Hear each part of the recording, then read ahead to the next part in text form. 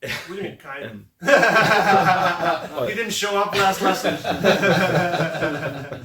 That's good. and well, I enjoy mainly every style of music, but reggaeton and this kind of, Right. you know, and Yep.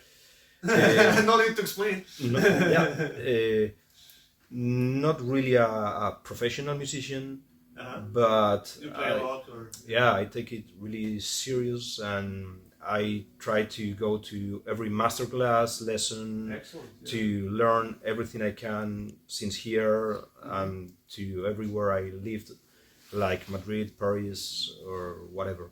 Right, right. You know. And what kind of like, who do you like as far as guitar players, or what are you like aiming Well, to forward, like to learn? What is the things that you really want to get? I think there are Better too at- many names to call them, but most of them they already said. Some, you know, Julian Lach, Scofield, Panthini, whatever. I really enjoy rhythm guitar, like Dean Brown, for instance. It's great. Yeah. Great, yeah, he was my teacher for No way. 7 years. Where? Online lessons. Wow. Okay. Yeah. He's fantastic. Yeah. Yeah, well, he was sadly, Yeah. you know. But so I'm really willing to improve comping guitar in, I guess, both paths, like when you are just making comping for a singer or just for yourself, and when you are also comping with a keyboard player, for instance, where you have less space to put your chords or your Right. comping. I guess those are kind of two different ways, two different approaches for comping, and well, I don't know. I don't think there's two different ways of approaching it. I think comping is comping. You just have to be like aware who you're playing with. That's for sure. Yeah. Yeah. So that's something you're interested in more. yeah, sure. Yeah. Great. Thank you. Great to meet you, man. And how about you? Hello, my name is Ramon, Ramon, nice Ramon? to meet you, man. like Ramon, Yeah. and I played for 35 years. Wow. Okay. I'm studying here. Okay. I was a teacher here, Okay. 3 years, and I played not very well for 35 years playing, and was my sensation ever. Right. And what kind of music do you like, or what are the things that you're working on? My favorite is Django. Django. Okay.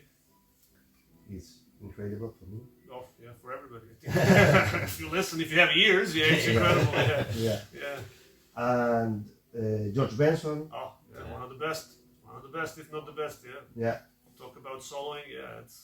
and this maybe this speed and George Benson's speed and Django's speed Yeah. technique Right. is very interesting for me, and difficult. Yeah, it's difficult for everybody except for two of those guys. Yeah. And maybe it's in for me it's, have interest in the fretboard in visual. Okay. Sure. How do you see the fretboard?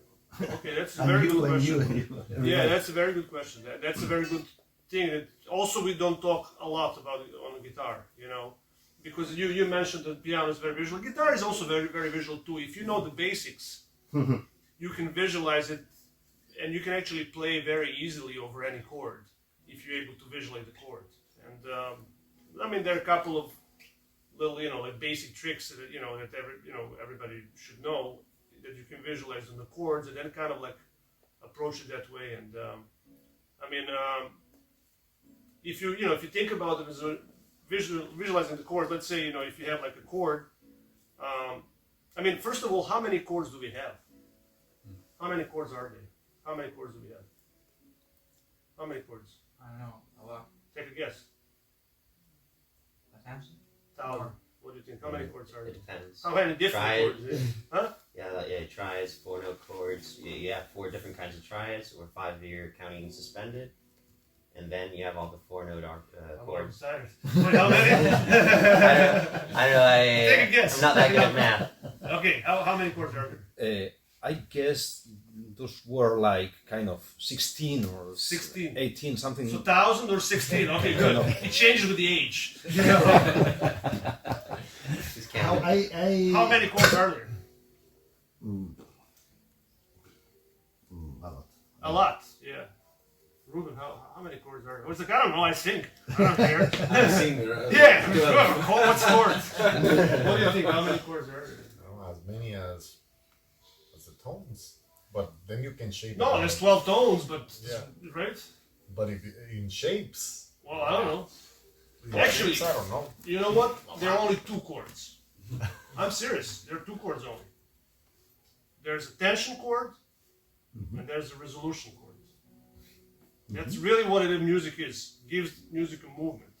You can have like all those thousands of chords in your head, but if you think there are only 2 chords, and we also learned at the beginning. It took me actually a long time to understand this, because I went to schools too. I went to Berkeley. I studied like jazz composition with arranging. You learn all those chords, your great voicings, like all the fancy stuff. But then you realize it's not even what you learn when you're a kid, that there is like a major and minor, right? They're 2 different chords. We learn, there's a major scale and there's a relative minor scale. No, they're the same. Actually, major and minor is the same group. They're the chords that you resolve to. They're resolution. So and then after a while you realize, well, okay, if the C major scale and A minor scale have the same notes, it's really the same kind of notes. What's the difference? Well, just because where you start and where you end. But as far as the chords, major 6 chord is the same as the minor, it's the same group of chords. You realize, okay, there's only a tension chord, so if you have a dominant chord, and you resolve, right? Or you can resolve to the minor. So if you start thinking of that way, you actually are more free to improvise, you're more free to comp, and open up your playing. I found over the years that a lot of times the amount of information that we have in ourselves can actually make it worse for playing. You start overthinking and it kind of locks you up and you can't really express yourself, or you can't just, when you first pick up guitar, when you first start singing and you play a couple of notes and it feels so good and you don't know anything, but it just sounds good. And that's what draws you into the music. It's not all this mathematics, sus4, no, nobody's excited about that. Well, maybe a little bit now, because we're crazy. But, but the first feeling that you have from music, that just you play something and it feels so good, that's what you want to be able to do every time. No matter how complicated the songs you're playing, no matter if you're playing a song with 1,000,000 changes, with, 6 different keys within like 3 bars, whatever, you want to make it so you can kind of express yourself and be open and kind of relax about what you're playing. Not even thinking about, I'm going to play fast, I'm going to play slow. Not even thinking about, I'm going to comp this way or that way. But just really just be into music. So, and I always, because I started with a guy who was very methodical, Bill Goodrick. He was super methodical. He figured out all the possibilities of all the 3-note and 4-note chords you were talking about, And it was overwhelming. I remember when I started with him, I was like, man, I can't do this. He's like, okay, now we're doing the sus2, sus4 chords. All those movements and oh my God, you can't start skirting, But, okay, it's part of the learning process. But after a while, you realize, it's really up to simplifying those things in terms. And the way I learn it is actually when I play with great players, like Tom Harrell, and, like Eric Alexander, and all those guys who are at very high level of improvisers on harmonic level. They all approach it very simply. They find a simple way to approach the song, the chords, and to play the best stuff on it. Because if you find a good, simple way to do it, you can play the best stuff. Because, if I tell you, it's just a C minor scale, C pentatonic, I'm sure everybody could be like, amazing, But to find those things is not always easy. So, yes, in terms of the chords, I would say there's only 2 chords. So if you have a dominant chord, a 7 chord, there will be a tension chord, right? And then you have a resolution, it's a major or minor, and everything else is just a variation.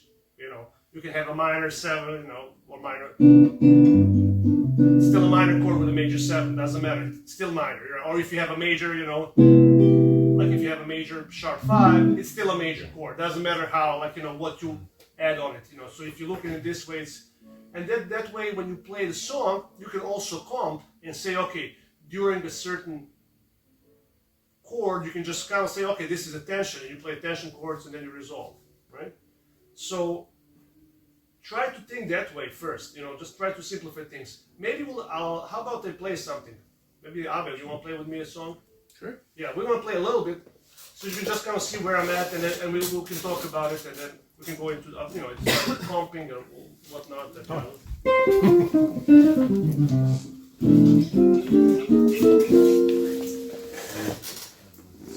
let's see if it works. You need a hand for that, or no? Oh, it's like, yeah, it's a speaker. Oh, it works. We're in business. Sound. Yeah, you can hear it here. Yeah, all play soft. We're gonna play.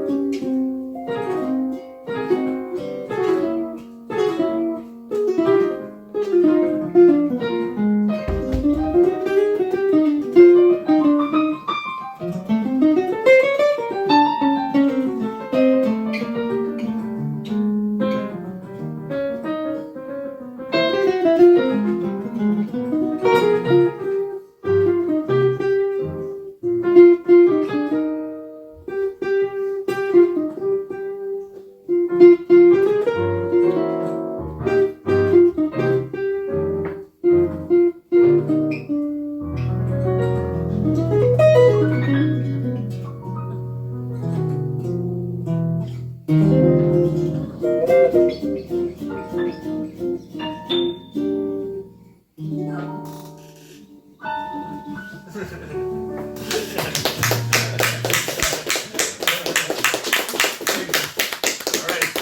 thanks. So, that was a little bit of How Deep is the Ocean. I don't know if you played that song or not, but it's like a jazz standard. And it's, feels great to play without it. We haven't played like almost a year. It's still the same. So I was trying to play a little bit, I just played a little bit of melody and a little bit of solo, and Abe took a solo. I was comping a little bit and just trying to, hear where he's playing, try to find a good sound first. I think, number one thing, I think it's to find a good sound before even you think about the notes. And then by that I mean, okay, how loud is piano? Well, what is he playing on? Like, how loud is my guitar? I don't want to be over, too loud compared to where he's at. And then, find a good sound of whoever you're playing with. So if you're playing just with the bass and drums yourself, it's a different kind of sound than if you're playing by yourself and a singer, or you and the big band, or two guitars.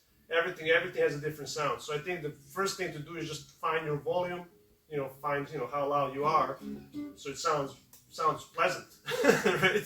Sounds nice, and then you go from there, and then you try to find the best sound. Like on this amp, I don't know, I just plug in and usually try, usually sounds decent.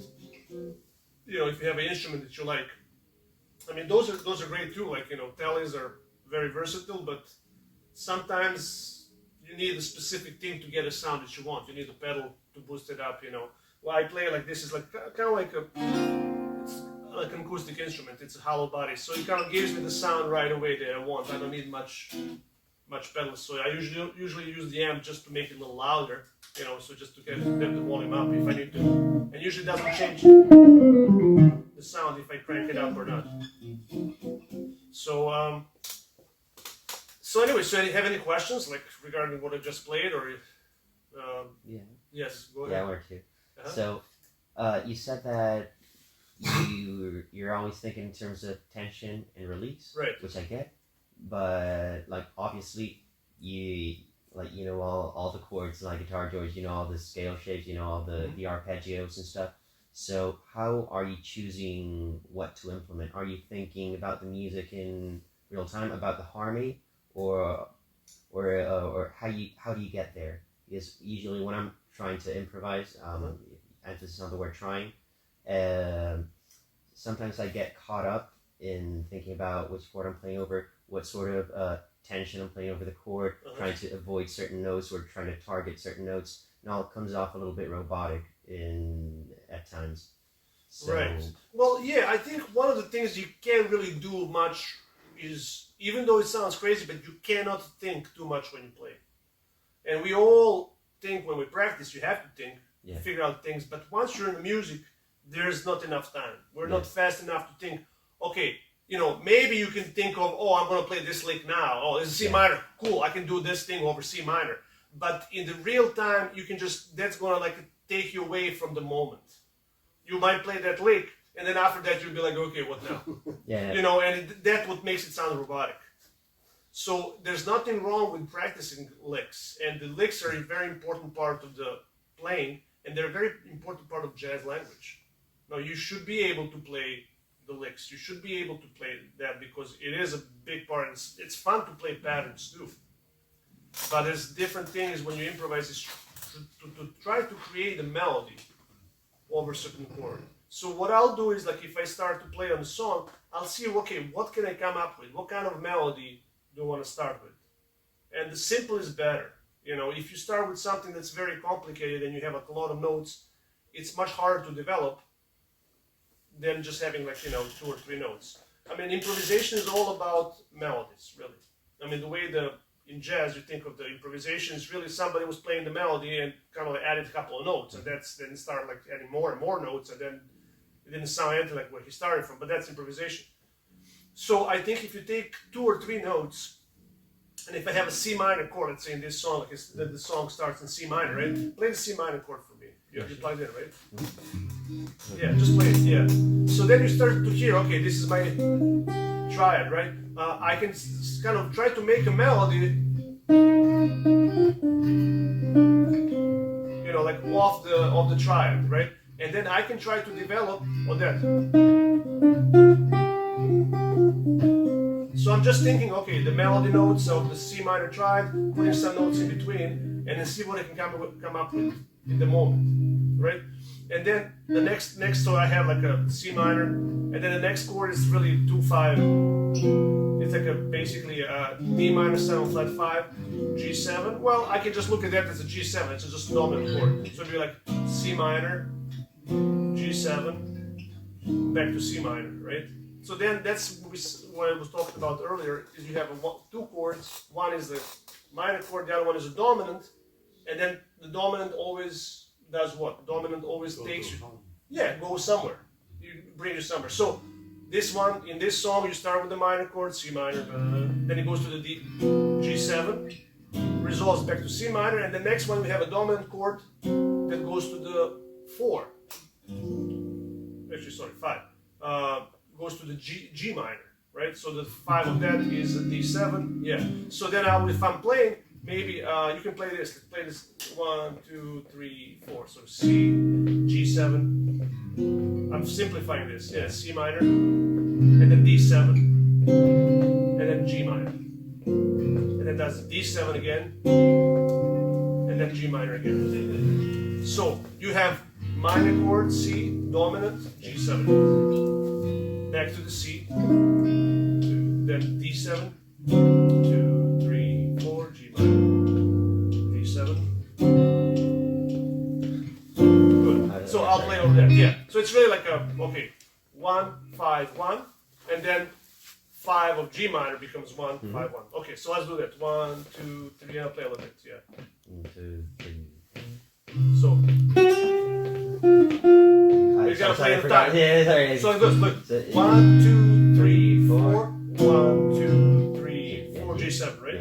Back to C minor, 1, 2, 3. Do the same voice, don't worry about changing, just do the correct rhythm. You were talking about co-comping. 2, 3, 4, C. So out C. C minor. Oh, C. First chord. Yeah, sorry. First chord. Sorry about that. You're almost fired. Okay, one more time. 1, 2, 3, 4. C minor. Yeah. Good. Next one. C. Yes. Now D. D7 and then G minor. Back to D7. Good. Back to D7. Excellent. No. I G know. minor. Back to G minor. G minor. Yeah. Good. Okay. Now move that amp toward you so you can hear yourself. Never put the amp in front of you because you have no idea how loud you are. It's black and me, but you don't hear it. So you can feel comfortable with the sound. Good. Let's try one more time. 1, 2, 3, 4.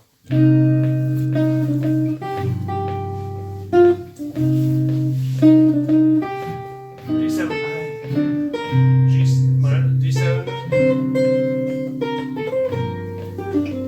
Okay, we're going to go up to there. Okay. Yeah. Now that's very important. Also, is memorizing the songs. Yeah. Right. And then when you play, you know, like I notice your foot is almost louder than the guitar, Yeah, right? it is. You know, so like, no, try to do the, and then try to feel that foot that you're doing inside. So try to feel the beat inside, you know. So one more time. 1, 2, 3, 4. Wait, give me a second. Nope. 1, 2, 3, 4. Go.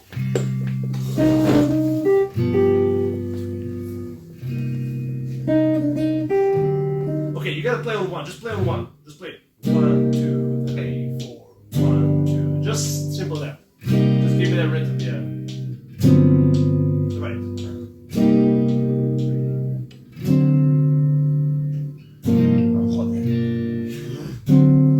Seven. Sorry, I'm a bit nervous. Good. Okay. Okay. 1. So you have 1, 5, 1 of C minor, and then you have 5, 1, Yeah. 1, 5, 1 of G minor. Right? Okay. 1, 2, 3, 4. Yeah, exactly. Now D7, G minor, D7, back to G minor. Okay, that's the first part of the song, right? First 8 measures. So do that again. Now this time I'll just improvise over that, kind of to answer your question. Okay, I'm thinking the C minor, and then G7 is going to be tension and release. So my focus is going to be after G7, how do I go back to the C minor? Or after the D7, how do I go to the G minor? And how do I change that sound? So, you know, it's noticeable. Let's try it. 1, 2, 3, 4. And here's the dominant.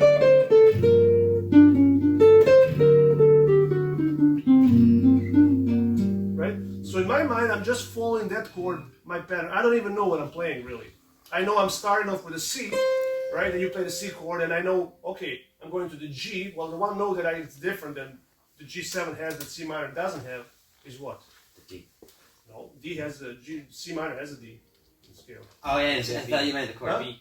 Very good, B. So that's the note if I want to make a dominant chord. Yeah. The B is the only one that really doesn't exist there, right? Very good. So maybe I'll focus on getting that note in. I'll try one more time. And then same thing for the D7. The D7, what note D7 has that the G minor doesn't? Yeah, I like this guy. He knows. Yeah. He's 16, Yeah, guys. yeah, Come on. yeah. Step up. Step up. Yeah. Come on, guys. Step up. Good. Yes. So, yeah, we are all, our brains are done. We're roasted, man. So, okay. So I'm going to play it one more time now. And, okay, listen to this. When I play, see if you can hear him when he plays the chords, when he hears dominant chord and when he resolves. And I'll try to play that over dominant chords, those thirds, basically what you're saying. So 1, 2, 3, and. So C minor. Right, G7, C minor. D7.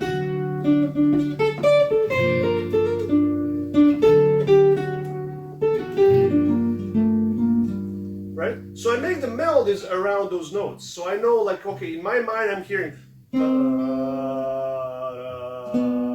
right? Like, and then I can go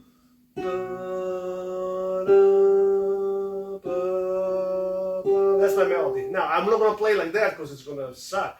But I'm gonna play the melody around it. So if I have, I'll go for C, and then for G7, I'll include that B note in my passage, right? And then D7. What is that? You're a Django guy. Straight arpeggio, right? I can just do the D7 arpeggio and resolve to C minor. Then maybe for the I need that. I can go right, go down to the or maybe up. So I'll move into that note and kind of try to make a phrase using that note. Does that make sense? Yes? Yeah, No? yeah, definitely. Yeah. So, okay, let me hear you play. Are you plugged in? Yeah. See if you can do that. So 1, thank you, by the way. 1, sorry. 2, The 3, chords. 4. No, you're gonna improvise now. Do what I did. Okay? So on the C minor, okay. Thank you. Good. Now, the most important thing is actually it's not even what you play over C minor, what you play over G7. The most important thing is how to resolve from G7 to the C minor and to do it in the right time. Not to go over and be late. No, but you want to be and then resolve to the C minor. Try one more time. So we'll do this time in time. 1, 2, 3, 4. And now yes. Now that is a good phrase. Now there's a lot of notes, but as long as you do that little resolution, that's what makes the phrase sound good and rhythmically as well. Now we talk about rhythm. We don't talk a lot about harmonic rhythms, but harmonic rhythms are crucial. When you play something harmonically and how those rhythms shape into the chords is what makes the phrase sound good or makes the phrase sound bad. You can play exact same notes, but depends when you place them. You can sound fabulous, they can sound really bad. So harmonic rhythm is very important. Let me hear you try it. 1, Oh shit. 2, no swearing. 1, 2, 3, 4. Oh sorry. Can we start again? No. No. I already did. Just because you made a mistake, I'm not going to start again. Okay. Yeah, sorry about Last notes. Okay. How about this? I'll give you this because you're the one who has like all the chops, I know. But okay, you're gonna have those two notes for C minor. Let me hear. Yeah, okay. You are allowed only those two notes in C minor. And then when you go to the G7, you're gonna go. Yeah. And then back to. Okay. Now let's see how creative you can get with those two notes. So 1, 2, 3, 4.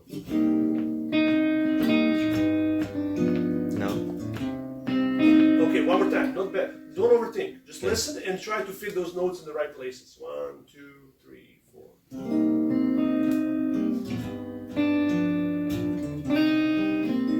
Okay, now we're talking. Right.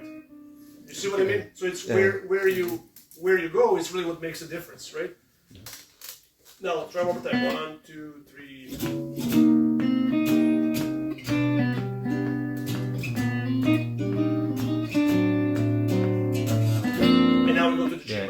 Okay, now you're already like actually much better than like 30 seconds ago. Where you were like, oh shit, start again. Now you're actually starting to think melodically. Now that's the key. It's not the key to think of your licks. It's about the melody. So play something, develop it, and see how can you go through those chords. So when you have a chords, there shouldn't be, oh man, I have chords. I have to move to the chords. No, it should be great. Let me see how I can move to those chords. How can I make melody and connect from one chord to the other so the listener doesn't even notice the chords are changing. That's what you got to be able to do. Okay. You know, like you got to play those melodies and kind of say, oh, well, I'm here where I have this next chord. How can I do the little melody over there?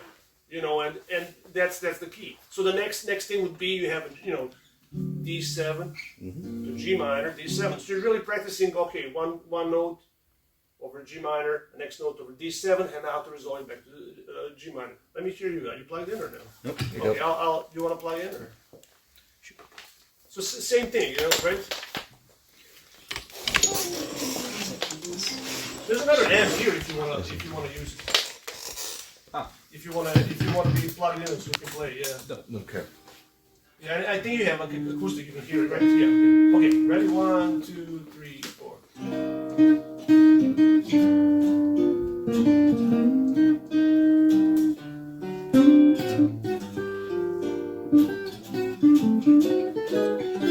Nice. Let's get in tune.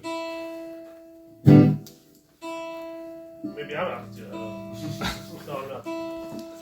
You wanna? I'm supposed to be in tune.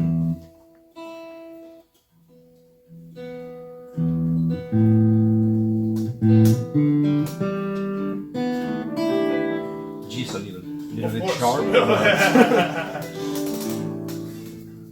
I guess I'm in tune. Good. All right, but that was nice. I mean, you know exactly what I'm talking about. That's nice. Let me hear a little bit of you playing. Same thing, right? Yeah, Oh, ok, vamos a sacar.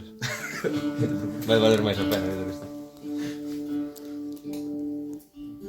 Compartimos.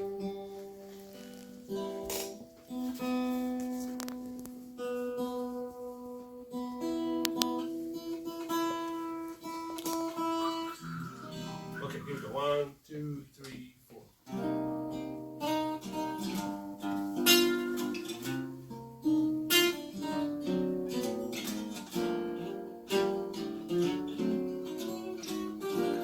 Nice. All right. So now you're already playing that. Basically, you're playing phrases that outline the chord, make a little tension, and resolve it. Very good. Let me hear you. Ready? So this is your first chord. Sing a phrase.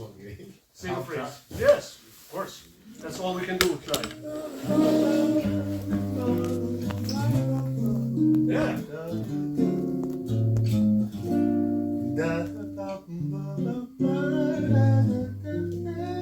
Okay, good. Last note, it wasn't good, but that's good. Sometimes singing is actually much easier and better because you hear the chord and you do something naturally of it. Very good. Great job. And he was playing, but he was really resolving in the right places. Yeah. Now, us as guitar players, we often have like a mind where, we gotta play right away. No, hear the chord. If you're playing with somebody, hear the chord and see what you can hear over that, and then play something that you can hear it. You know how they say, you should be able to play something that you can hear, which means like you really, if you're able to sing a phrase, you should be able to play it.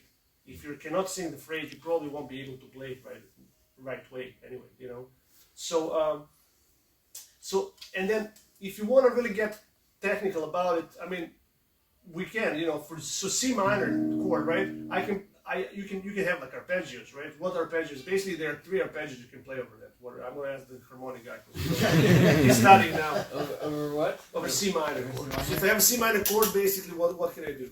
C minor triad. C minor triad, right? C minor 7th arpeggio. Okay, that's still C minor 7. Okay. What else? What Like other? arpeggios or Yeah, sure. Arpeggios. Yeah. C minor 6. Let's sing. Yeah. What else? I don't know. E flat, E flat is minor. what? Major E flat seven. major, Major 7 I and don't know. and G minor. G minor. There are 3. So basically, this is the pattern for all the chords. So you know how I said there was only 2 types of chords. You have a tension chord, which is dominant, and you have like a lot of things you can do there. And then you have resolution chords, and that's really like a minor and major chords. So if I have a minor chord, you can start arpeggio on 1. That's a C minor 7, right? C, E flat, G, B flat. You can start on the 3rd, and you get a major 7th, E flat, G, B, and D, which is an E flat major 7. So up on 3rd, you have a major 7, and on the 5th, C, E flat, G, you have a G minor chord, G minor 7th.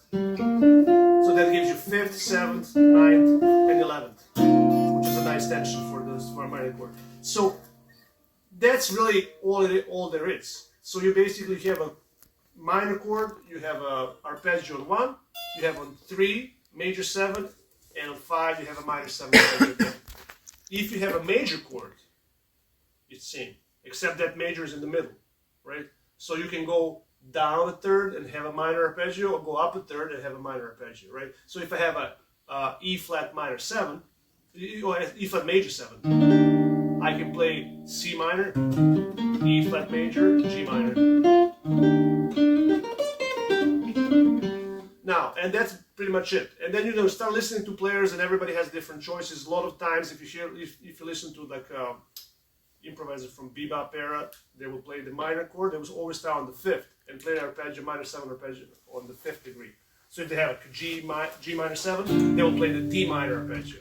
You know, because that gives them tensions. That gives them 9, and 11. Right? So, and that's pretty much it. That's all you really need to know for the major and minor chords. Of course, that's not all you can do, but that's the kind of like simplifying it. And if you should be able to do that right away. So if I have a C minor chord, you should know, oh, I can do C minor 7, E flat major 7, or G minor 7. And that's that. And then make melodies out of that. So let's try that. You're going to try first. So pick one of those arpeggios for C minor. The E flat major 7. Perfect. You're going to do that, and then you're going to think, okay, the next chord is G7. You're going to go into the G7, and then you resolve from G7 back to the same arpeggio. Okay. 1, 2, 3, 4.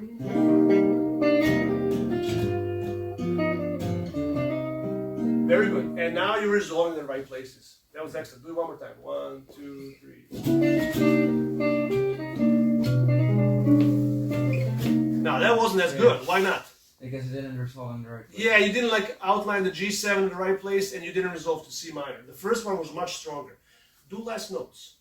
Okay. So just because you have an E flat major 7 in your mind, you don't have to play all the notes from there, right? If you have an E flat major 7, right? You can play just a few notes. You know, like.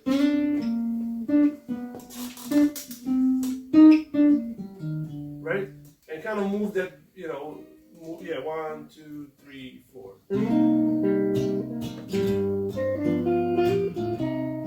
That's better. That's better. Now, do the straight arpeggio. 1, 2, 3, 4. And then, okay. Now you start thinking, okay, if I play arpeggio, which Django does a lot, right? How do you end that arpeggio and resolve it into the next chord? So it's not about arpeggio. No, it's how the arpeggio goes into a melody, and then becomes a melody. Arpeggio is not a melody; that's just a arpeggio. Yeah. But you want to make it into the melody by moving the harmony as you do it. So try one more time. 1, 2, 3, 4. That's better. Oh, that was weird. Was it? You can't do that on the G7 in the minor. Yeah. I mean, yeah. You can't have like a natural 9th in this one, it wouldn't work because you have a flat 9. It's a minor scale, right? Yeah. So for a G7, 1, 2, 3, 4. Wait, okay. 1, 2, 3, E flat major. Beautiful. And then D7 to G minor. G minor. Okay, so if you have a G minor, what would you use if it's the same? Either G minor, B flat major 7. Flat major 7. Right? B flat major 7. Yeah. You choose that arpeggio, I didn't. Okay. Yeah. And then one note. Yeah. For the D7, you basically just move from F to F sharp, and you can do the same arpeggio.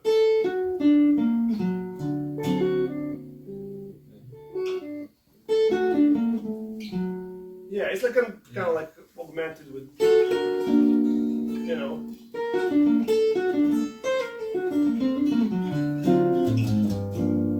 Right? Yeah, nice. You want to try 1, 2, 6? Yeah, I'm not plugged in, sorry. Okay. Give me a second. So C minor, pick an arpeggio. I'm gonna go the same one.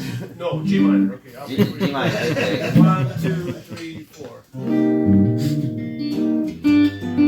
Okay, so that was kind of cool. Well, you went like, what did you do? I don't know. Yeah, like, And then you went, nah, that doesn't resolve good. So you have to make the note flow into the next note, Okay. right? So, okay, what are you thinking? Well, I gave you the less arpeggio. notes. Yeah, last notes. Yeah, and then I gave you arpeggio G minor, and then it goes to the G7. Yeah.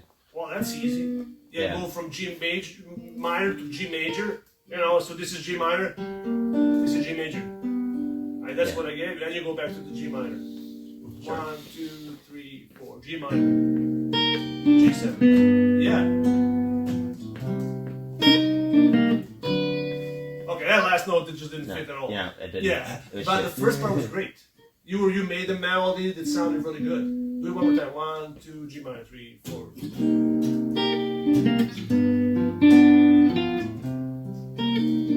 Good. Okay, the next one's gonna be a different chord. Yeah. The D7. Oh yeah, the D7. Yeah, yeah. But great job. So that's what you should do, right? You know. So when I say don't think when you play, I don't mean don't think about anything. But you can have a certain things that you can. Okay, I'm gonna maybe start with a G minor and then go G7, G minor. But what you make out of it is where the improvisation is. I mean, you're not inventing arpeggio. I'm sorry to break it to you. They're already invented. Yeah, yeah. Oh, yeah. But what the melodies that you make on those arpeggios, right, is something that you're gonna create. That's improvisation. What you do with it is actually improvisation. Improvisation is not, oh, I'm gonna play G minor 7 arpeggio. No, that's not improvisation. That's like, okay, you knowing that that's the right thing to do. But what you do with it is what improvisation is, right? Let me hear a little bit of you. So same thing, C minor, G7, C minor. So do the same arpeggios. That's it? Yeah, why not? G minor to G minor G7 to to G7. yeah. 1, 2, 3, 4.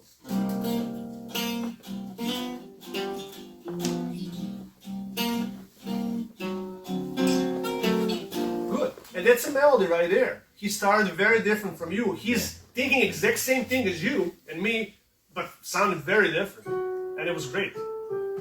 Right? Yeah.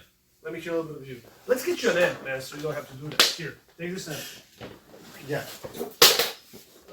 Hold on, let's unplug it. Yeah. That's. Okay. Do you have a chord? This one, Jeff.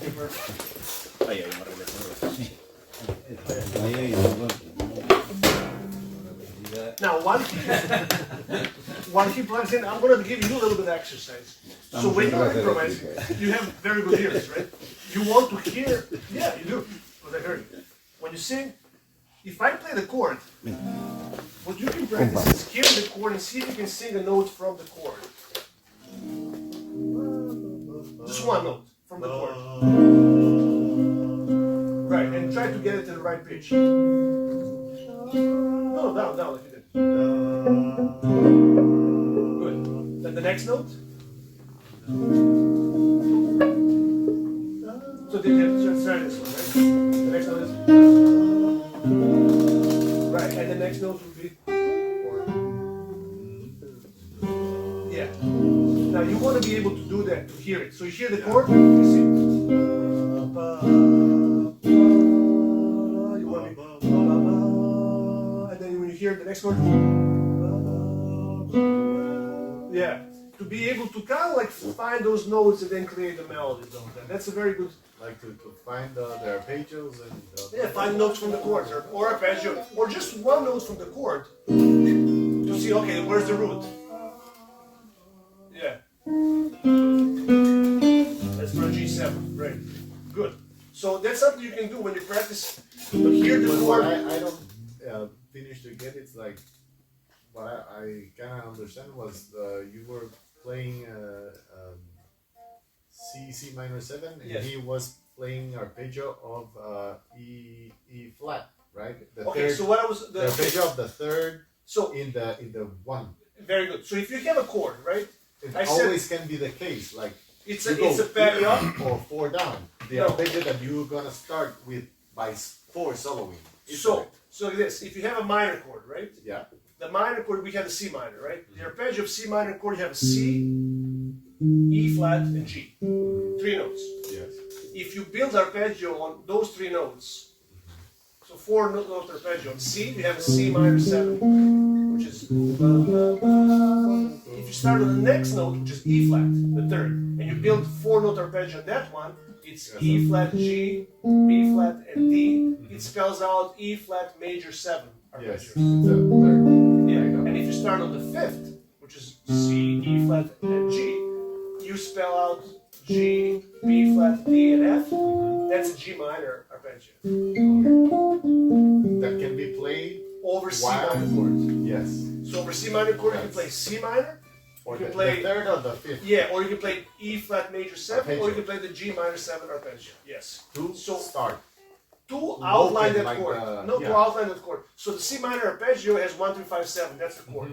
Yes. E flat major 7 has 3, 5, 7, but adds a 9th, which is a tension that you would add anyway. And the last one, the G minor 7 has a 5, 7, 9th, and 11th. So there are 2 extension chords, 2 like notes to extend the chord, which is 9.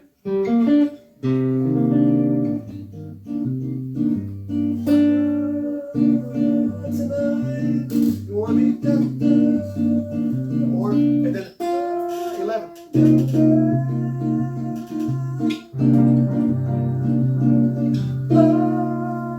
You want to be able to hear that. You want to be able to hear. So if you hear a chord, what's the 9th? I just said it to you. 9th. Yeah. And if I'm not playing, you hear that. That's great. And then 11th. 11th.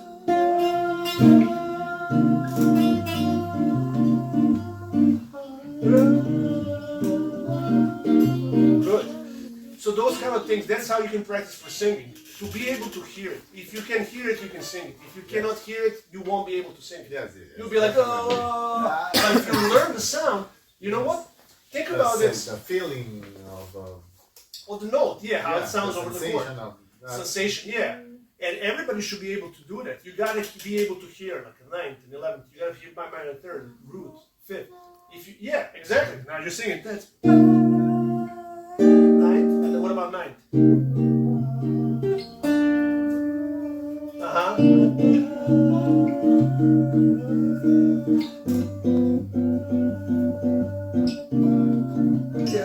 Yeah, those kind of things. Those are very good exercises. Okay. So if you think of this, it's essentially you have a chord 1, 3, 5, 7, right?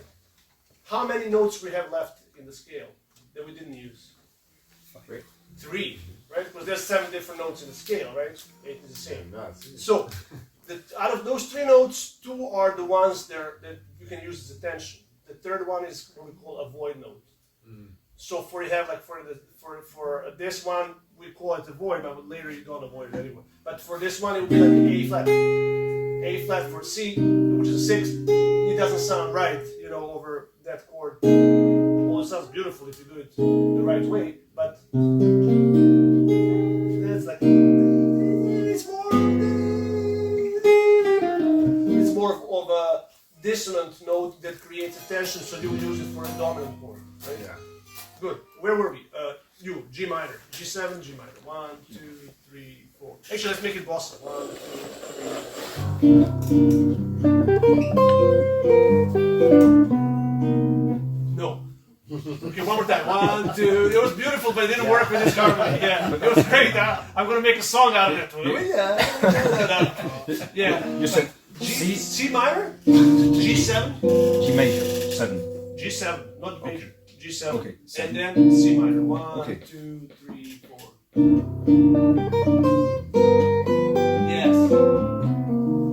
Okay, very simple. So play the G minor arpeggio. Right? Okay, and that note, if you're right, that's gonna be on the G. Right? For G7, and you resolve it back to the G minor. Okay, 1, 2, 3, 4. Okay, no, you can't search for the notes, no. So you gotta, right? The last note is F. Now, you can stay there for G7, right? Or, what else can you add? You can add maybe a diminished scale for the G7, right? Ask him, he knows, Jen. Yeah. Yeah, so maybe you do like a better resolve. So 1, 2, 3, 4. Now, resolve. Now we're talking. 1, 2, one more time. 1, 2, 3.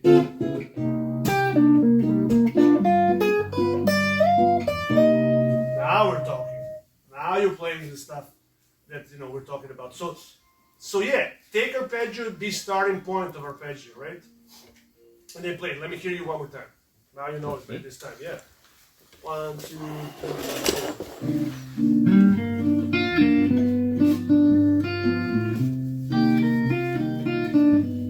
Good. Now I'm going to play one more time, and whatever you play, I'm going to make you sing after. 1, 2, 3, 4. So don't make it complicated.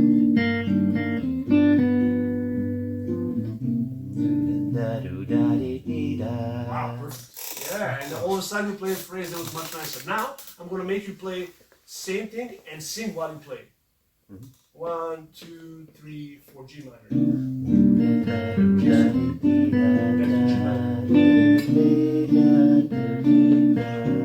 G minor. A flat major. Ah, shit. Oh, no, look, G minor. A flat. Yeah.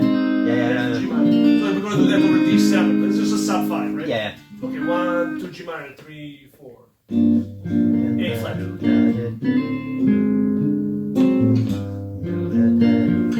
Okay, so why don't you play like this all the time? That was great. I'm nervous. No, but when you sing, you were like playing so melodically and you were playing all the harmony, right? He was playing all the harmony perfectly. And you were not nervous at all. You were not nervous. You were more nervous when you were not singing. So try to like do that. But you don't, I mean, you sing great too. But even if you don't want to sing out, you can sing in your mind. You can sing like, just...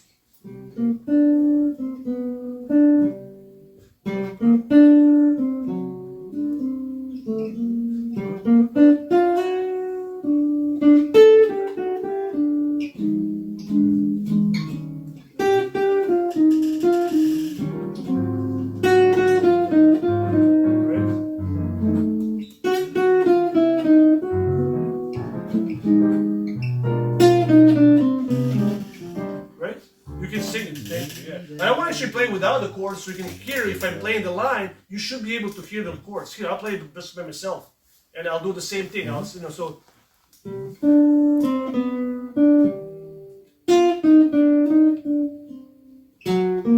Right, G minor.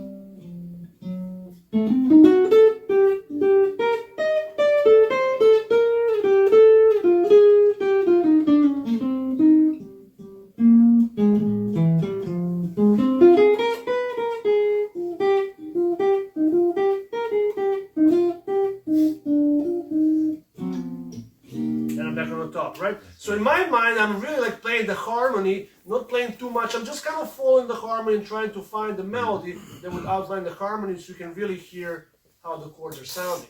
I'm not doing anything else. And you can do that on your own.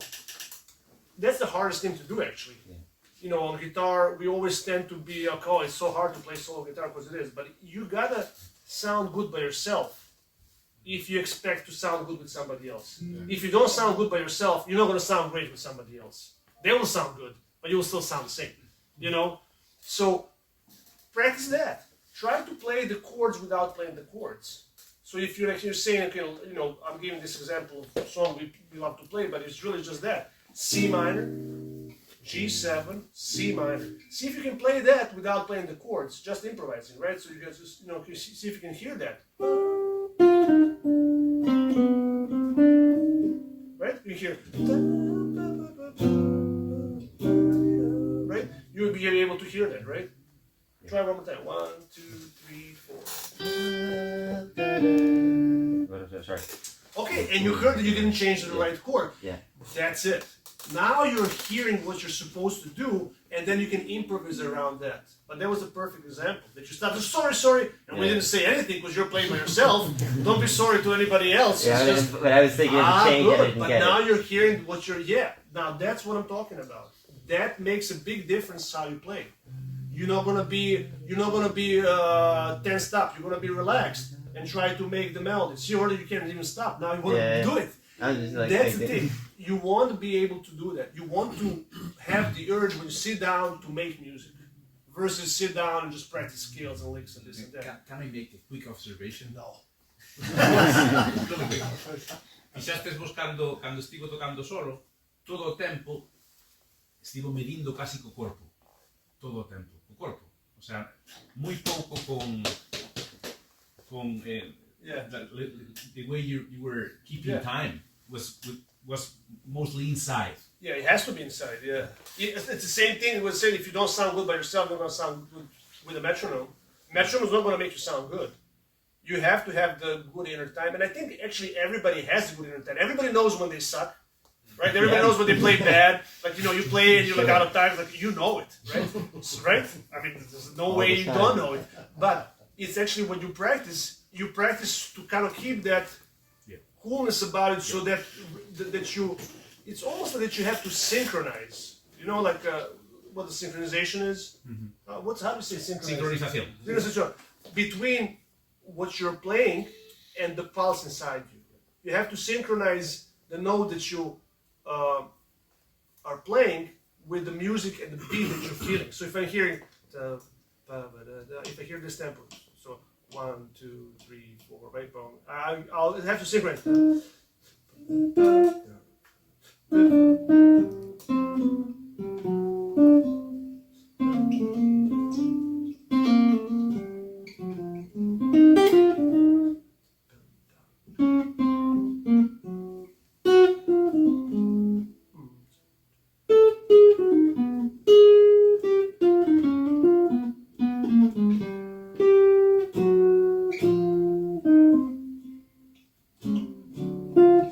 I can play the chords too.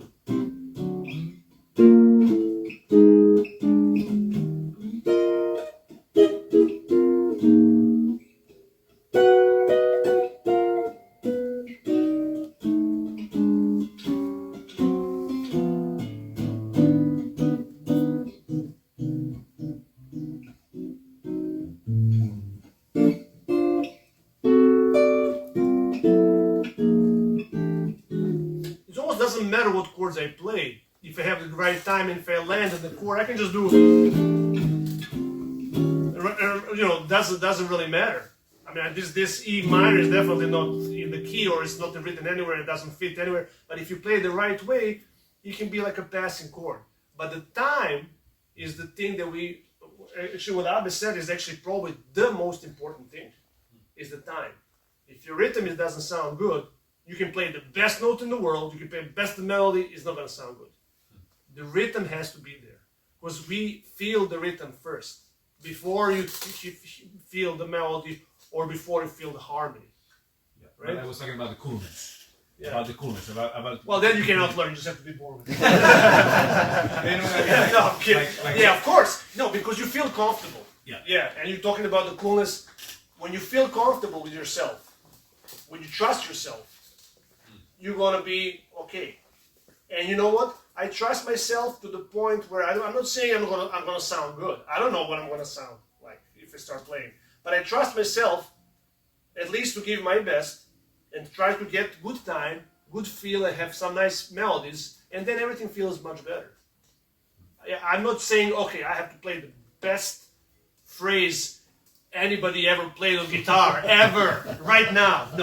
No, I just say, okay, I want to have a little bit of time, make something really beautiful, and try to have that moment where you draw in the time and, melody becomes the same thing. And you can do that. And you'll be surprised how much fun it is when if you sit down at home and say, okay, well, let me try the thing that Rale told me, like C minor, G7, C minor, and let me try to create some melodies just by playing little melodies that outline those chords. And so you can think in your mind, okay, G minor, G7, G minor. You can think that if you want to know.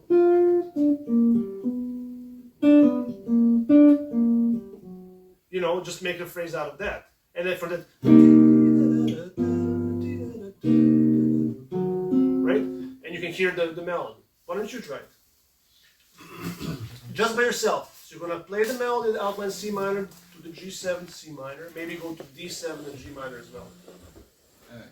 And you're going to tell us the tempo. We have to feel where you are. Okay?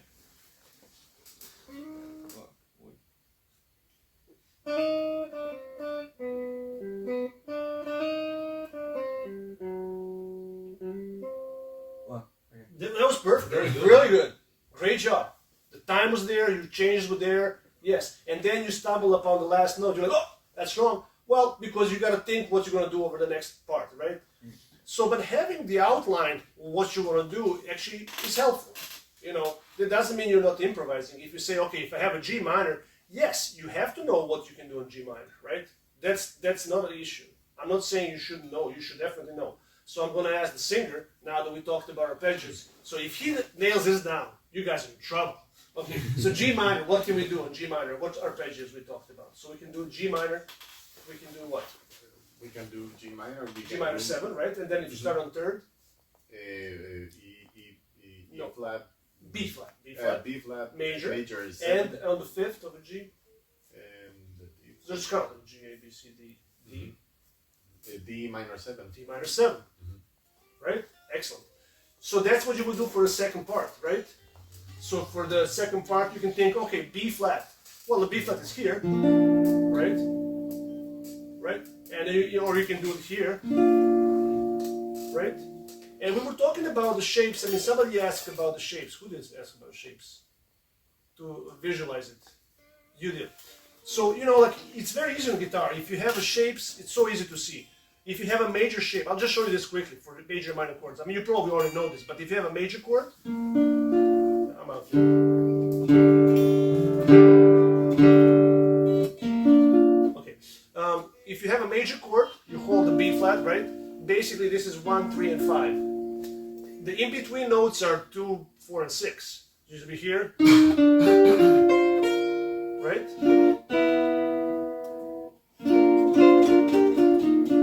So there you have it. All you need to know. Hendrix. Right? Yeah, because you have a triad and you have the extra notes. So Hendrix did that. So if you have a major chord, you have a triad, you have a ninth, sixth, fourth. That means anytime you have a major chord, no matter what, you can play those notes without even knowing the scale. That's called visualizing on guitar. You can play this chord. I don't know what I mean, I know, I'm just pretending. But anyway, you don't have to think. Now, and then we say the major and minor is the same thing, right? So if that's the same thing for major and minor, well, I can say if I have a B flat major, what's the relative minor? G. So if I have a G, I can play. Right, play the G, the B flat major triad. These are the notes. And now play as a scale. take of this, yeah. So, hold on, I gotta tune up, sorry. I'm flat.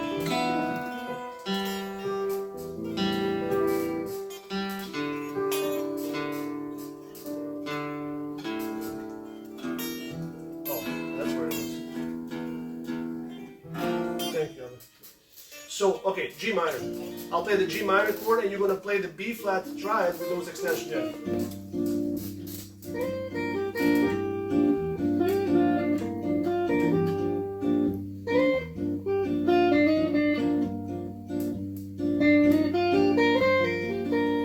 So if you do that visually, it's so simple, right? You don't have to think about the scale. You can play so many nice, beautiful melodies. So, okay, now you're gonna do the same thing. You're gonna play the C minor, G7, C minor, and then it goes D7 to the G minor. You can just go with that, right? So 1, 2, 3, C minor, G minor. You go to G7. Sorry, D7 to G minor.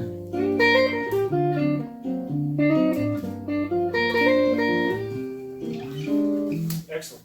See what I mean? So that's like something you can visualize on guitar. So that means, okay, if you have major chord, right? That's like, or if you have it here, this is the second inversion, right? B flat. Then it's even simpler for our guitar players. Well, that's what? That's like a pentatonic scale, like a G minor pentatonic, right? So that means if you have a minor pentatonic scale, let's say this one, A minor, that's the same as a C major. So you can play the same thing over C major. So C major, A minor is the same thing. That's what it said. So if you play the song like this, How Deep Is the Ocean? You have a C minor. You can play either C minor or you can play E flat triad. If you want to make it sound like Hendrix, right? You know,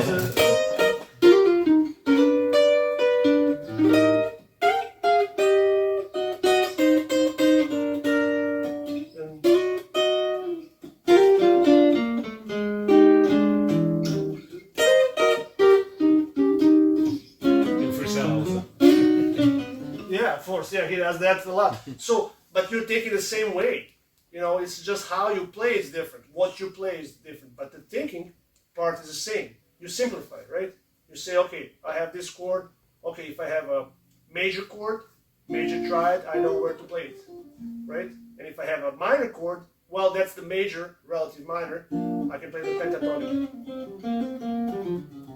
right? And then you take from there and try to put in the dominant. Now, dominant is the second thing. So I think we talked a lot about the major and minor, right? So major, minor, now you know. You have 3 arpeggios you can use. You can use the shapes visually.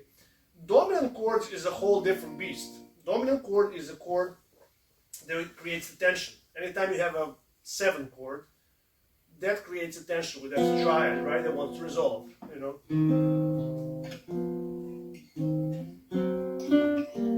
So we have a lot of different options we can use. The simplest one is like if you know the Django stuff is to use diminished scales, right? So the diminished scale is like a dominant chord, but it has a flat 9, raised root, right? And the rest are the same. So instead of playing 1, 3, 5, flat 7, if you raise half step up from the root, and so you have that's we call flat 9, 3, 5, flat 7. That's your diminished run.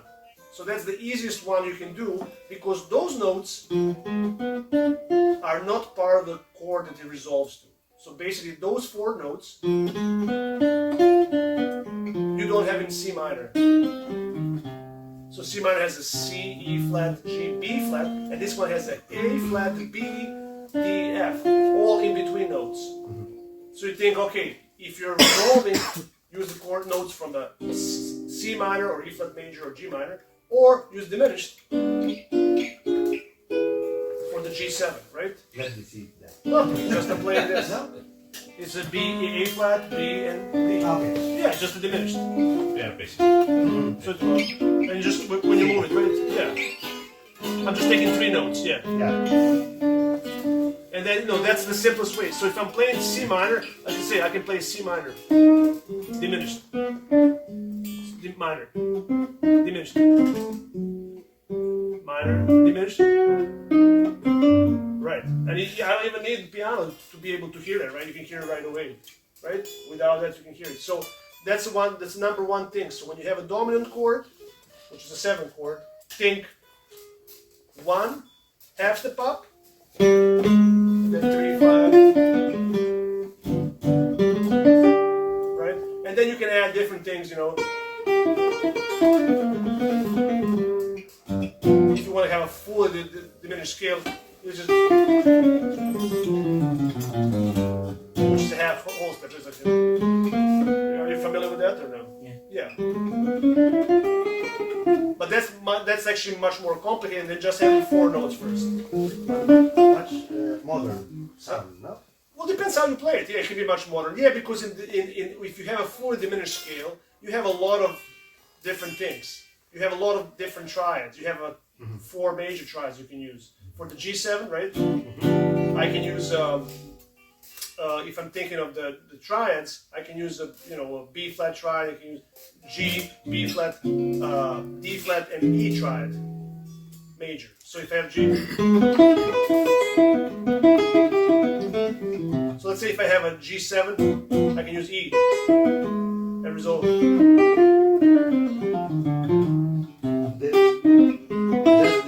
The next diminished arpeggio, Minor thirds. minor thirds, but and seconds, no?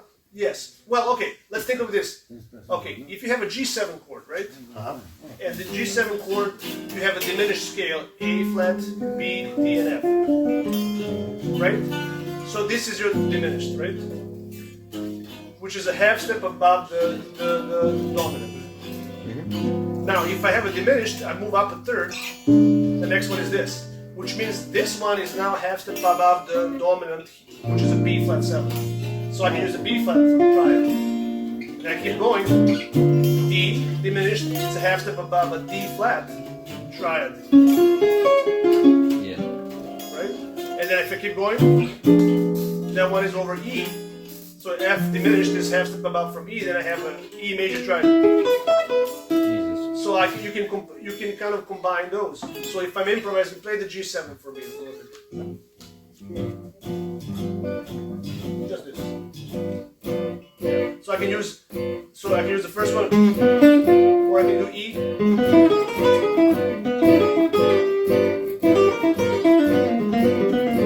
Right? Or I can use diminished. B flat.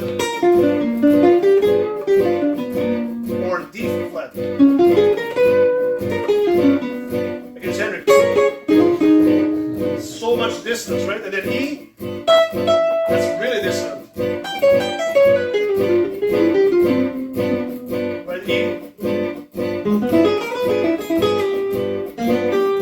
And then resolve C minor. So, and then in those terms, you can simplify and say, okay, you know what, let me take just one sound. So when I'm talking about diminished, right? So let's say that, okay, E, let's do an E major triad, right? E major triad, basically we have a flat 9, third, and a natural 6 of a dominant chord. So G7, if I have a G chord, the E triad, you have a G sharp, B, and E, or E, G sharp, and B.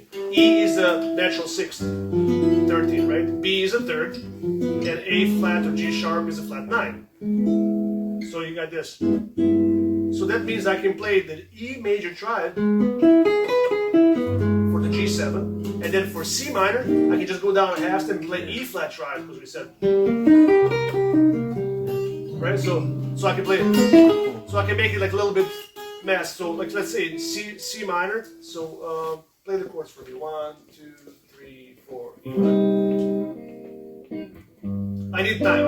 Better time than that. 1, 2, 3, 4. So E.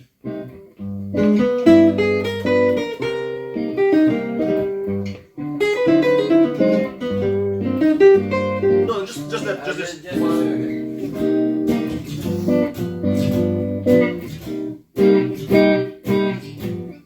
Yeah, so E flat. E. Right? E. E flat. E. Woo.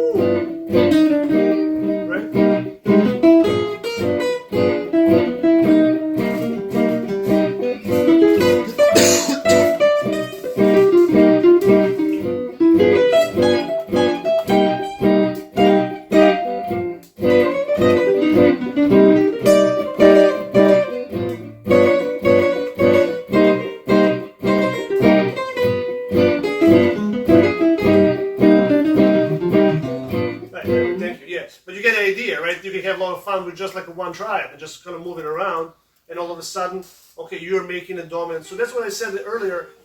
Is only two chords. Is a resolution chord and the tension chord. Dominance is tension. You can put any sort of tension on the dominant chord. Of course, that's not the only scale, but you can start with the diminished. It's very flexible and easy to play on guitar. Same shape, right? Or right, and then from that one, that's diminished into the triad major third.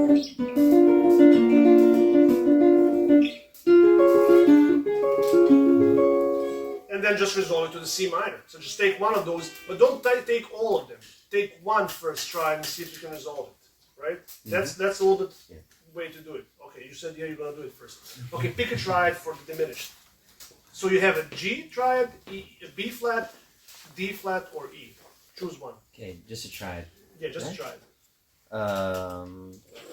I'm gonna go with. You said D. D flat. D flat. Okay, let's go.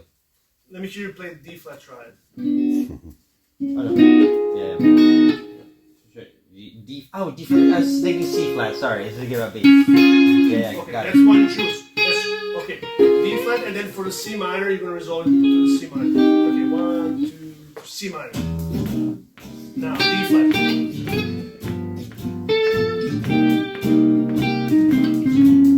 Exactly. Ooh, that's Oh nice. yeah, it's very out.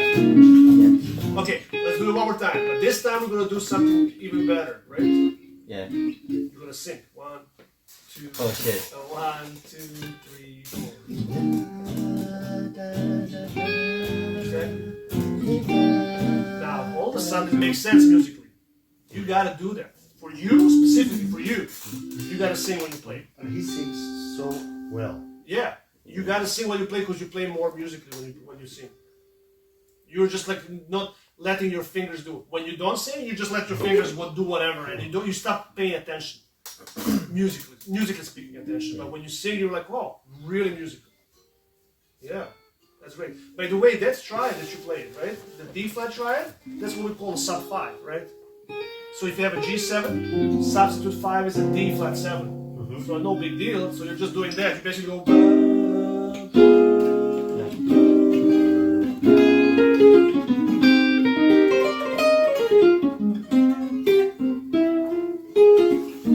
Right? So that's what you're doing. Great. Let me hear you. Pick a triad. I think I have B flat left, right? You have all four. You can use. They're reusable. You can use them as long as you want. I don't care. No expiration B time. flat is Which one? okay. B flat. Good. Let me hear the B flat triad. Yeah. And we're gonna add the B natural to that. Yeah. Yeah. That's what you're gonna do. I'm adding that. Okay. So 1, 2, and then so the B flat gonna go to the The flat wants to go to the E flat, for instance. E flat major, something. sure, or C minor, whatever. If you hear, you can go to C minor, right, or whatever. 1, 2, 1, 2, 3, 4. Now here we go. Good. Now that was busy. Do it less busy. 1, 2, 3, 4. Yes. That's much nicer. Do another one. 1, 2, 3, 4.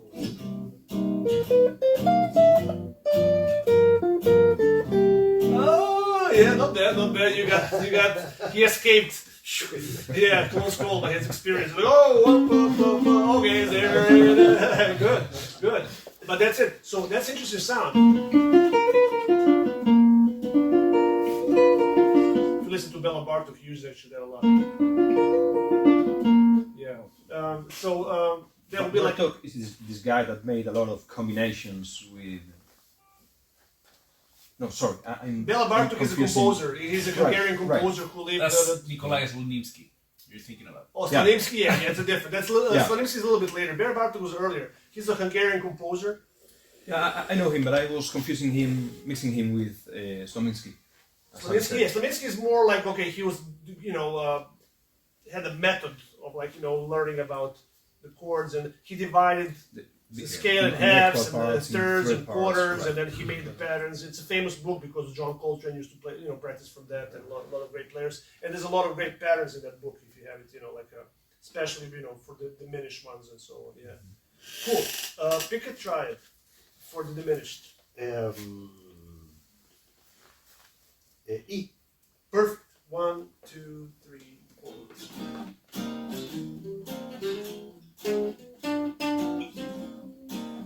Same. Good. But resolve it when you do it. Resolve. Right? Resolve. Good. Let me show you another thing. I'm sorry, maybe this is boring you, but I hope you. Yeah. Okay. Let me show you another thing. Think of this. This is another way to approach the very same thing. If I have a C minor chord, right? C minor. The next note is what? After C. D. Good. I can always count on him. He knows all this. Okay, D. Look at this. I can do this. I can play this 3 notes, which is like it's a D, F, and B. Yes. So that's my in-between note, right? And then once to resolve you can resolve or F and D. Right? Look, I mean, this is you know what I'm doing or no? This is the diminished. It's like a G7, right? I'll take this shape. Now this shape I'm gonna take in the minor thirds. I'm gonna take it here.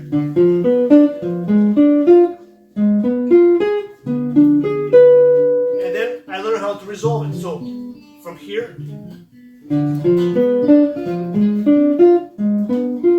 it's the same shape, right? Yeah, those now I can so if I go C minor, then diminished, C minor, diminished, resolve, then diminished. So I can have a C minor and then D diminished, E flat is still C, then F diminished, right? G can be C minor, and then this same shape in between, and then B flat I can still do minor, B natural, diminished, and then C. So what I'm talking about is you can just take one of those shapes. If you start on D and play that. And learn how to resolve it to the note of a C. So, or here, or here, or here, right? And it's always the same shape. So this makes sense. Give it a try. So play it here. And then what's the closest note on F for the C? The result is G, or down to the flat. Yes, you can go. So now you're gonna play C minor, and then here over G7. But you gotta resolve the right place. Remember, that's the most important thing. So 3, 4.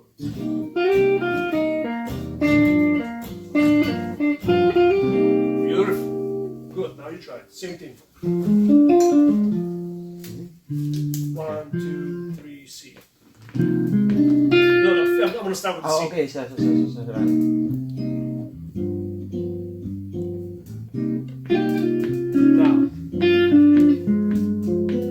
Now, resolve it. Okay, one more time. Very lost. What do you have to do? What do you have to do? You gotta sing, and I gotta Sing. You gotta sing. Yeah, You gotta sing. I 1, was 2, 3, 4. Yeah, there he is. He's back. He's alive. Yeah, beautiful. Yeah. Now try this.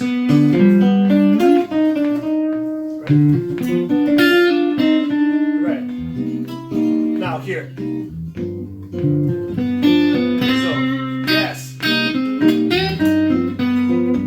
Perfect. Yeah, now you're playing. Okay, when you wake up in the morning, the first thing You remember, I have to sing, and then you brush your teeth. Okay, I'll try. Okay, let me hear you. 1, 2, 3, 4. Right. Again. Move it up a third. Sorry. Same shape. So look, if you have I this, know. and go. Right, you can go there. 1, 2, 3, 4. Now. Yeah. Boom. That's perfect. And it's very simple. So again, it's all about simplifying things, making them so you can just see visually, make it simple concept, and then try to do something with it. That's kind of cool. You know, it's not about taking something complicated and choking yourself and not being able to play music. No, it's the opposite.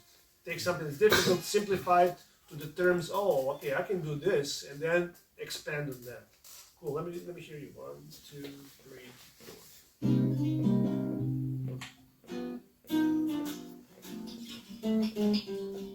Try now. Yeah. All right.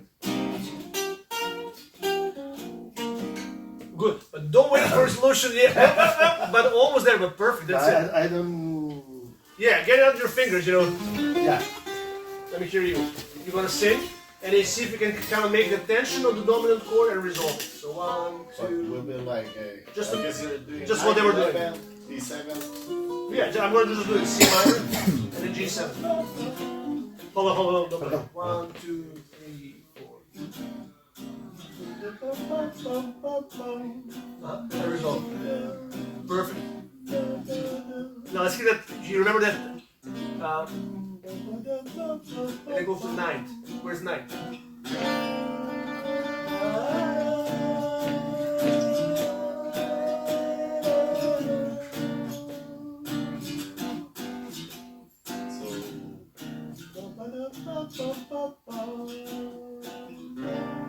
And then.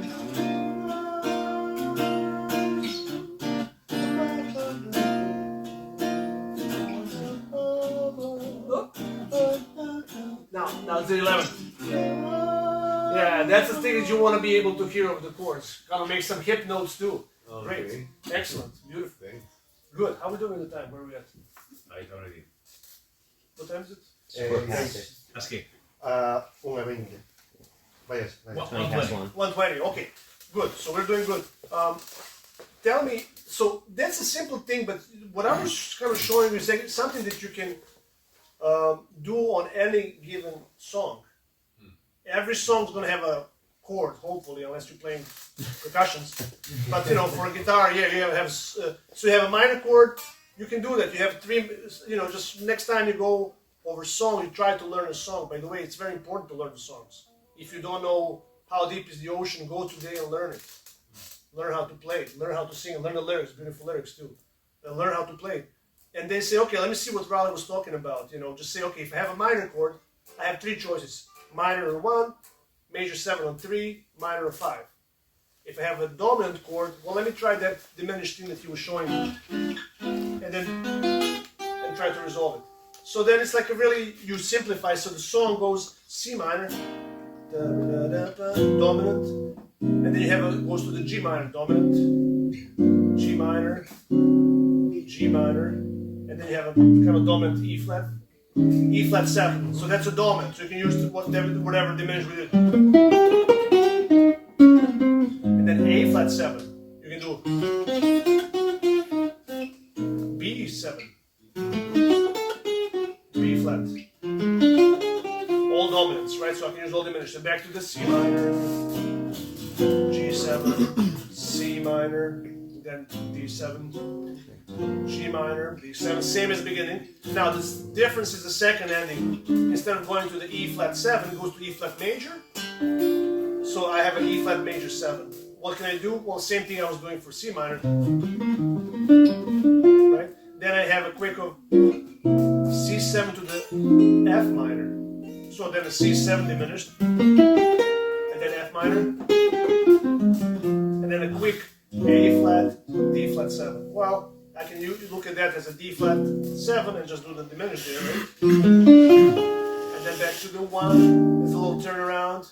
So the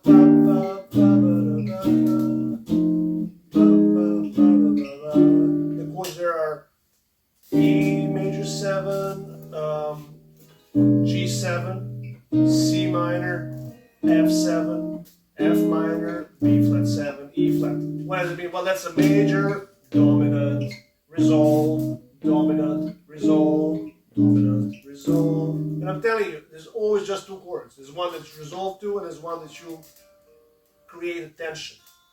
And then slowly try to see if you can do that while you play. So just try to, like, hear those movements, So maybe I'll do.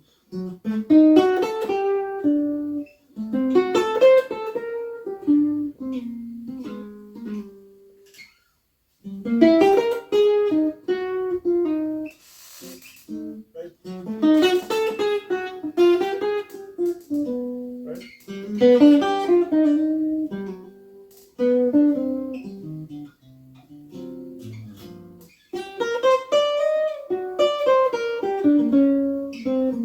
Then major, diminished, resolve, diminished.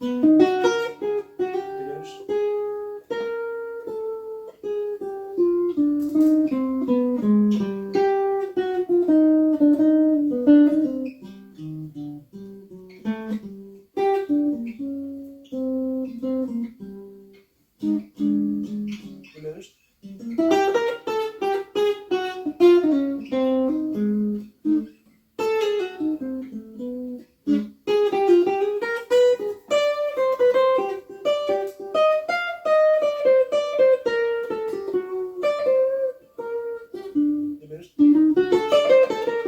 Diminished. Diminished.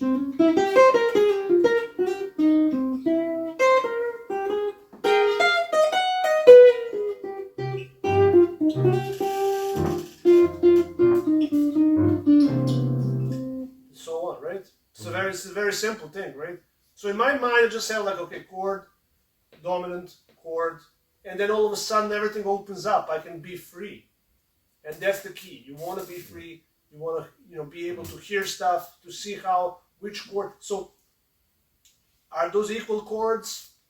Yeah, they are, but they're not all the same. Even though they're equal. So C minor is resolution G7. Oh, I want to play something so I can resolve. So the dominant chord always pushes you to go somewhere. That's where you want to propel and then resolve, take a little break, and then go again. See if you can think of it that way. You sit down at home today, just play it through that, and you see you end up playing something that you don't play usually.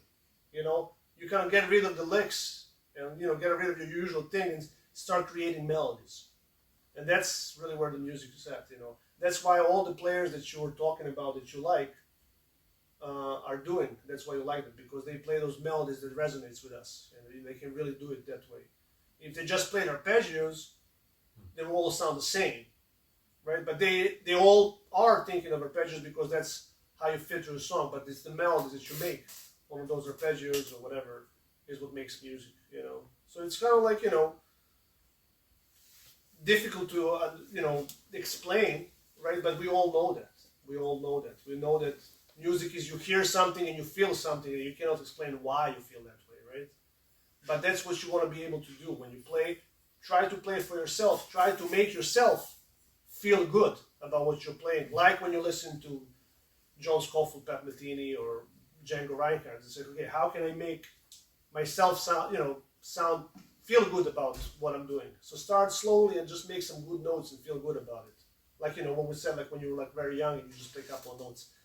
We tend to forget that. We tend to go like, all these crazy things we're learning and harmony and we forget about the basics, the music. So always go back to basic. Always kind of try to play something that feels good, And then I would suggest, I don't know what your practicing routine is and what you practice on, but always kind of end with music. Whatever you're working on at the end, just play something, just music, just something for fun. Make you gotta feel good about yourself playing music. Because we can feel bad about playing music all the time. If you think, how bad am I? You're gonna feel bad. No, but you want to finish as, okay, how good am I? It's, you know, it's all you can choose, and it's up to you only. You're the only one who's gonna be like, oh, I suck, or you know what, this wasn't too bad. Yeah, I can be better. Sure, everybody, we can all be better. That's why we practice and try to do it. But always finishes, you know what? Actually, I'm pretty good at this, you know, and I have something, you know, and that's very important. Don't forget that. Just the fact that you came here today and you showed up already makes a big difference from everyone else that didn't show up. So, you know, that's great, good for you. That means you care about the music. You care about who you are as a person. You want to be better musician and you want to feel better about yourself. So don't forget that. Always feel good about it. Music is there so we feel good about it. And we make other people feel good about it. And hopefully I made you feel a little bit better about what you can do and you know, we just met today, but it's really like that. It's a human thing. So next time you go and play with somebody, either here in school, ensemble, or, you know, private lesson, or you go outside and play a game, see if you can make somebody feel good about what you're doing. Maybe like, you know, somebody sitting in the corner, or somebody playing with you, or maybe that cute girl who's working at the bar, whatever. But just make somebody feel good about what you're doing, you know, and that's what the music is. You want to try to move somebody, you know, and hopefully that helps. I don't know. Any other questions you might have while I'm here? Because we're gonna wrap it up soon, right? Yeah. Any other questions or no? Or Your technique, Uh-huh. picking technique. yeah. You recommend any exercise or For the right hand? right I hand? don't know. Everybody has right hand. You know what? I don't work a lot on the. I think I don't have a great right hand technique. I just try to get the notes right. Really, that's what I try to do. You know, it's really just like trying to be in the right place at the right time. I don't think about it a lot, but you probably think about it more if you do the Django stuff. That's much more specific than what I do. I mean, I like to warm up. Sometimes I'll do like, you know, maybe I'll just take a triad. Like if first thing in the morning, I'll just take a triads and the major scale and just work on that. So let's say I start on D. Let's say the D major scale. So I'll just play the triad and try to two coordinate my left and right hand. Maybe I'll go down and maybe up.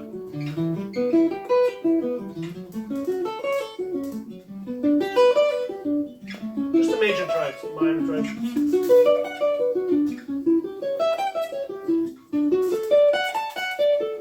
Or maybe I'll double up. Or maybe.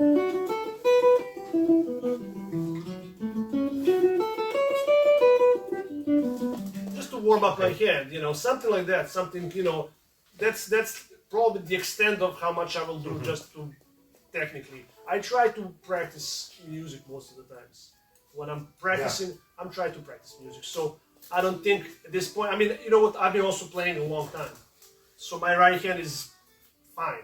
I can play whatever I want pretty much with my right hand. I don't have a problem with it. If I had a problem with it, maybe I would see, okay, why is there a problem? But I don't spend much time thinking about it. So far it's good. You know, so I don't know, is your right hand good? Yeah, I think So there you go. Boom. That's good. I mean, you don't have to improve it if it's good. If it's only something that you don't, if you feel like, okay, the rhythm is off, the right hand. That's when I would look, you know, and you know, most of the times for comping, and we're talking about comping, for us guitar players, it's really just kind of having that feel where you have like, you know, let's say for quarter notes, if you do the downstrokes, 1, 2, 3, 4, and then if I have the 8 notes, it will be 1 and 2 and 3 and 4. So it's kind of like our hand is really doing this most of the time. And you play different combinations, right? And that's, if you can kind of keep that, that's keeping your rhythm and keeping the feel. You got to be more relaxed actually for your right hand. Yeah. Your right hand is good.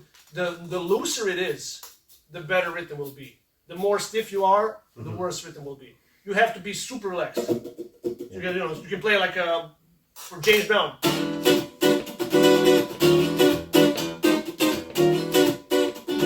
That's how loose you have to be to play jazz too.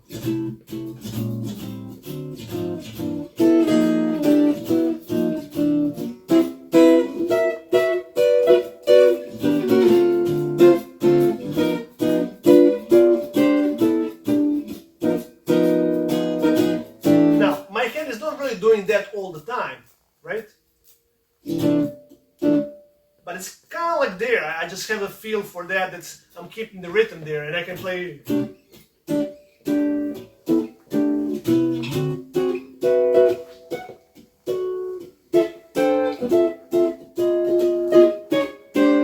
just playing. Take the A train. 1. So you can see, and I'm just playing. Some parts I'm playing, and some parts I'm not. So I'm just leaving out the rhythms. I'm kind of having fun with just playing the rhythms in and out, you know. So maybe I'll do 1. If this is the tempo, 1, 2. I'll just play.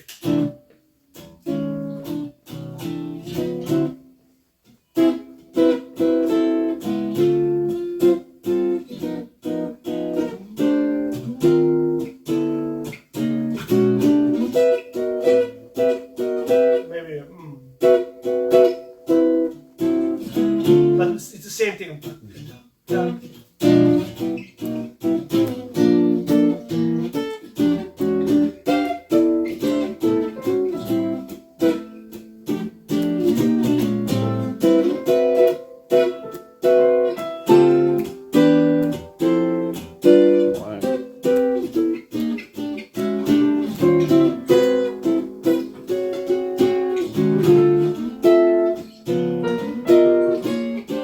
Right?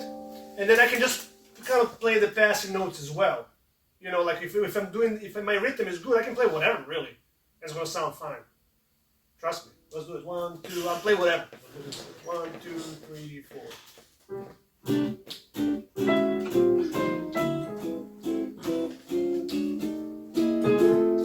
I'll play just whatever.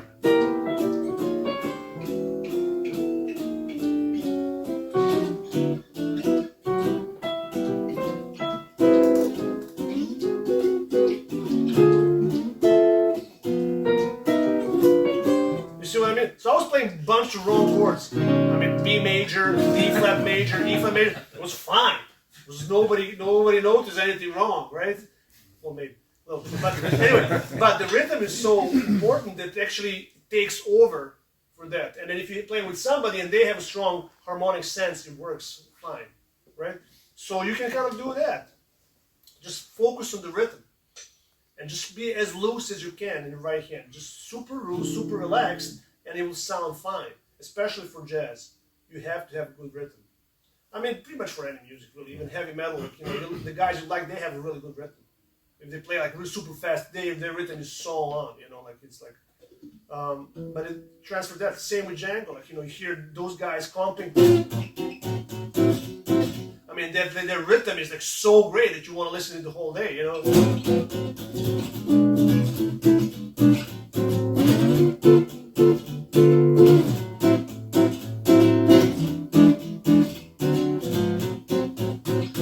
They do that all the time, and they just have like one chord. They use the minor 6 chord for minor, and for diminished they use the same thing, but just go up a whole step, right?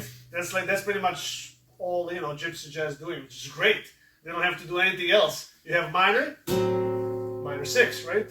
So like, what is it? Right.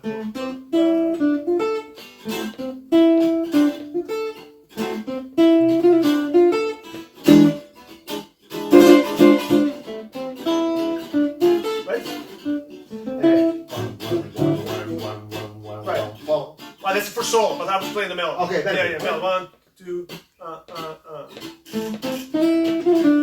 minor, A, D minor, A, E.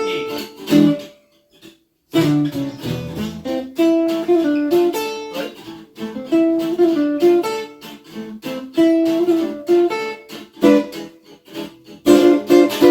Now, so.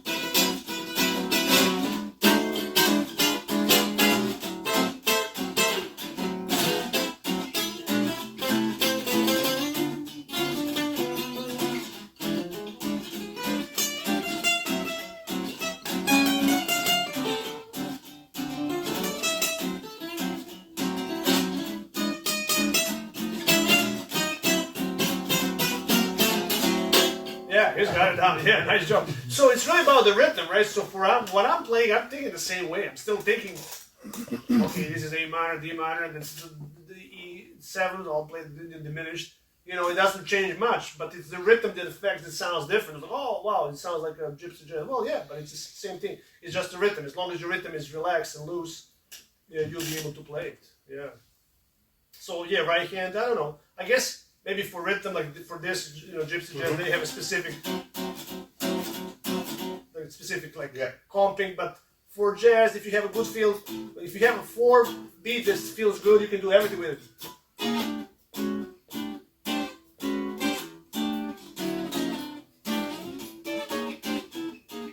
And kind of add stuff into it, you know, like just kind of try to be rhythmically interesting also. You don't want to be rhythmically boring. Even if you play the 4 beats,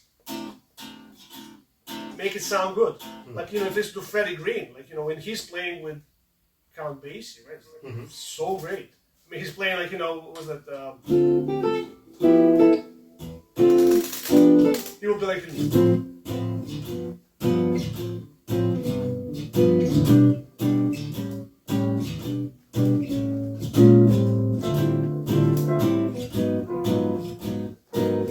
you don't have to use the fancy chords. He just uses the 5th and bass.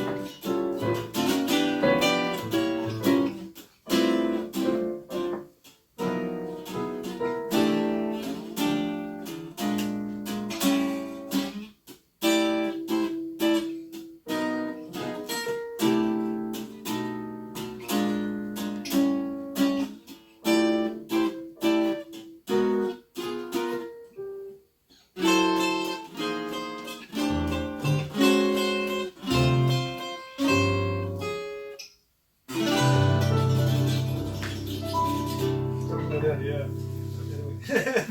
Yeah. Anyway, thank you. I wasn't planning on playing that, but anyway, thank you. So I think we're gonna wrap it up here. Hopefully, I'll see you next time, next year here, and you're gonna be showing me stuff. But also, I would love to keep in touch with you. It's great to meet you guys. You know, if you're are you on Instagram or something, or let's connect. Find me on Instagram. I'll follow you. Follow me back. And then if you have any questions, feel free to send me a message anytime. It says, hey, Rale, what is that thing that you're talking about? Or, you know, if you need any help or any suggestion, or what should I listen to? You know, what's a good version of How Deep is the Ocean, or this and that, or, you know, I'll be happy to really answer. But, you know, it's great. You have to realize that the music brings us together, and it's a small community, actually. The more you know, like, you know, start knowing people in music, you'll see, oh, it's the same amount of people. So be good to yourselves, and, you know, make the scene good and healthy. You know, like, be friends, get together and play together. Just, you know, 2 guitars and, you know, 2 guitars. That's nothing better than that. There's really nothing better than that. Getting together with somebody, practicing stuff. It's like, you know, what did this guy say? Like, he was like the other day, you know, what is he talking about? Oh, and you remember something, and then we remember something else, and you put it together. It's good. So, you know, it's what I'm trying to say. The music scene is not too big. You kind of know all the people. It's better to be good to everybody, and, you know, because that way everybody will be good to you. You know, you don't expect somebody else to be good to you if you're not good to them. So treat the music good, and music will treat you good. You know, treat the other people good, they will treat you good too. Hopefully, if not, whatever. It's bad on them, not on you, right? But again, thanks so much for coming here, and hopefully I helped a little bit. You know, just we were talking just really about the basics, but it's always the basics are most important. You can always build on that. You know, no matter what level. If you play for 4 years, or 4 months, you got stuff to work on, and hopefully, you know, you try to get better at what we do. You know, and then also Thank you, Susu, for having us here. I really appreciate it. Thank you very much. You are very, very happy. You know, you're actually very lucky to have such a great school here that you can, you know, have places where you can play, have amps, you can have, you know, learn about the music, and also have Abe in town, one of the, you know, best piano players in the world, and composers right here. So, you know, you should take advantage of that. You know, definitely go out and hear him when he plays every time. You know, support him. And because that's what makes a difference. And then tomorrow we're playing at Borikita. If you want, anybody wants to come and hear us, do you know where Borikita is? You should. Yeah, you should. Everybody. It's a small town. It's like Maryland. Yeah, everybody. Yeah, but come by. You know, hear what we have to say musically. You know, it's a little bit different. And yeah, that's.